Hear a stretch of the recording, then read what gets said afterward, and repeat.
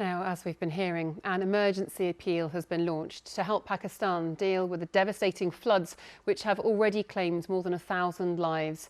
Here in the capital, many organisations are starting to fundraise and organise help. With many Londoners having family and friends in the area, they're doing all they can to help. Wendy Hurrell has more. It's not the first time the cogs have turned to help those in need many miles away from this hub in Whitechapel. Muslim Charity is a community planning a bike ride to help the people of Pakistan who've lost everything in the floods. We have a female cycling group and we're organising a 50-mile bike ride and to raise funds to help the people of Pakistan. And if they can't physically ride a bike or run a marathon, they donate and they share some of the videos. And that's what we're trying to also highlight, not just raise funds, but highlight the cause and the situation. But not everybody knows exactly what's happening.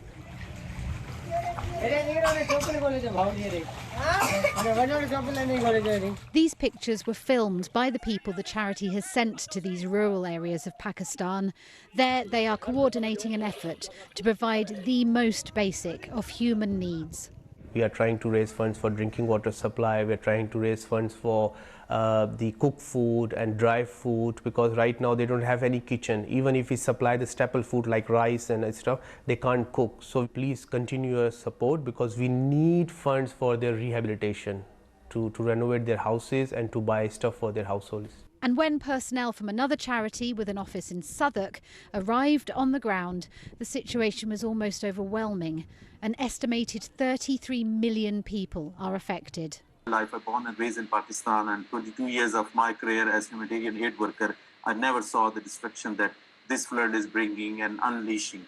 I think it won't be an exaggeration to say that the worst is yet to come. The water level will go down. People will find out in terms of the losses that it has incurred.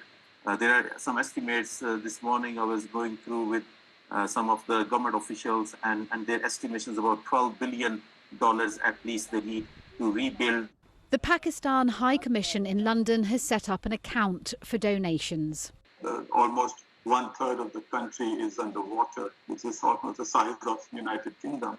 The situation is likely to deteriorate even further.